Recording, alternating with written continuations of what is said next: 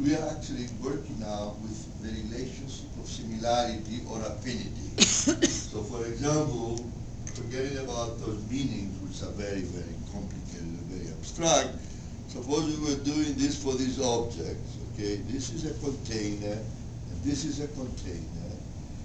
You can separate them because this is a bottle and this is a cup.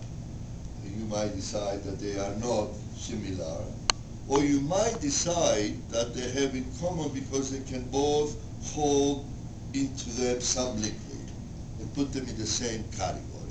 This is essentially what we are trying to do.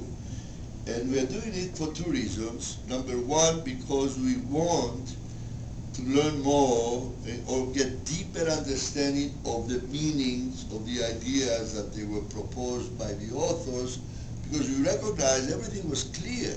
Remember when we clarified, things were clear. Now when we start trying to put them together or separate them, they're not clear.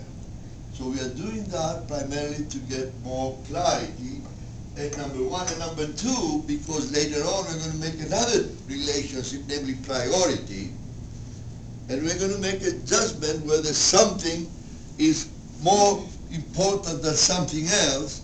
We will be more accurate in this judgment when we have things that are similar to compare. Did I answer you now? Not exactly.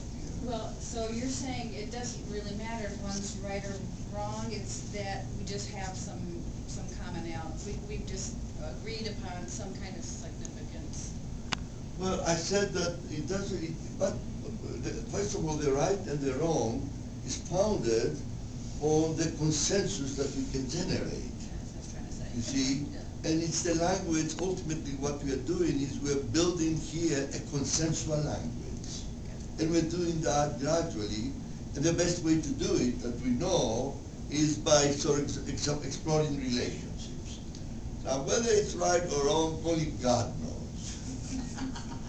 Really. And we also don't know whether we are complete or incomplete. We still don't know that too.